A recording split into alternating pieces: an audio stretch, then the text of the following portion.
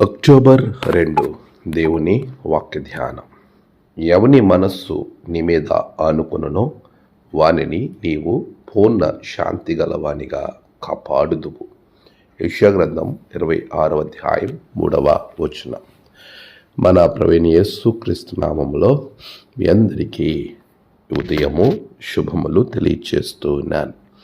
ప్రియ విశ్వాసులారా, దేవుని మహాకృప మనలను ఆవరించి మరొక నూతనమైన దినంలోనికి ప్రవేశింపజేసింది. అందుని బట్టి దేవునికి నేను కృతజ్ఞతాస్తుతులు చెల్లిస్తూ ఉన్నాను. మీరంతా ఎలా ఉన్నారు? క్షేమంగా ఉన్నారా? ప్రభు మహాకృప మనలను క్షేమంగా ఉంచుతుంది.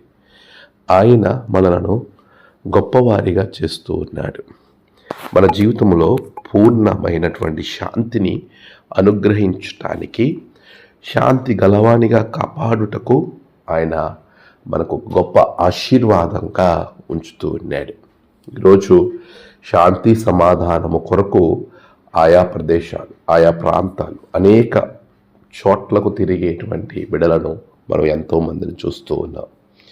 వారందరూ కూడా తన హృదయంలో శాంతి సమాధానం కావాలని ఆయా ప్రయత్నాలు చేస్తూ ఉంటారు. కానీ దేవుని వాక్యం చాలా స్పష్టంగా మనతో మాట్లాడుతుంది. పరిపూర్ణమైనటువంటి శాంతి నీకు ఎక్కడ దొరుకుతుంది? కేవలం దేవుని యొద్ద మాత్రమే. ఆయన మీద ఆనుకొనిన వారికి మాత్రమే. నువ్వు డబ్బు మీద ఆనుకుంటున్నావా? పదవి మీద ఆనుకుంటున్నావా? నీ తోటి మానవుల మీద నువ్వు ఆనుకుంటున్నావా? లేక ఇతరతర లోక సంబంధమైన కార్యముల మీద నువ్వు ఆనుకుంటున్నావా? ఇవన్నీ కూడా నీకు ఏమాత్రము శాంతిని అనుగ్రహించలేవు. అది తాత్కాలిక ఆనందం మాత్రమే.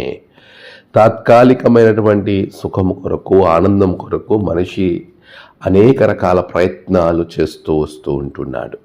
కానీ వాక్యం చెప్తుంది, కొన్ని వేల సంవత్సరాల క్రితమే చెప్పింది, ఎవరైతే సృష్టికర్త అయినటువంటి దేవుని మీద ఆధారపడతారో, యేసయ్య మీద పరిపూర్ణంగా ఆనుకుంటారో వారి జీవితాలలో పూర్ణ శాంతి గలవానిగా చేసి ఆయన వానిని కాపాడతారు. పూర్ణ శాంతి గలవానిగా కాపాడేటువంటి దేవుడు మనకున్నాడు. ఎవని మనస్సు నీ మీద ఆనుకున్నో వాని నీవు పూర్ణ శాంతి గలవానిగా కాపాడతావు. నీ చుట్టూ, నీ హృదయములో, నీ కుటుంబంలో, నీ యొక్క ఉద్యోగములో, నీ వ్యాపార స్థలములలో, నువ్వు వెళ్ళు చోట నీ చుట్టూ కూడా పూర్ణ శాంతి గలవానిగా కాపాడే పరిస్థితి, అలాంటి ఉన్నత స్థాయి ప్రభు నీకు అనుగ్రహిస్తాడు. ఇప్పుడే ఆయన మీద ఆనుకో, దేవుని ఆశీర్వాదాలను రుచి చూడు. ఆమేన్. ప్రార్థన. సర్వశక్తిమంతుడ, గొప్ప దేవ, నీ మీద ఆనుకొనిన వారి జీవితాలు గొప్పగా ఉంటాయి.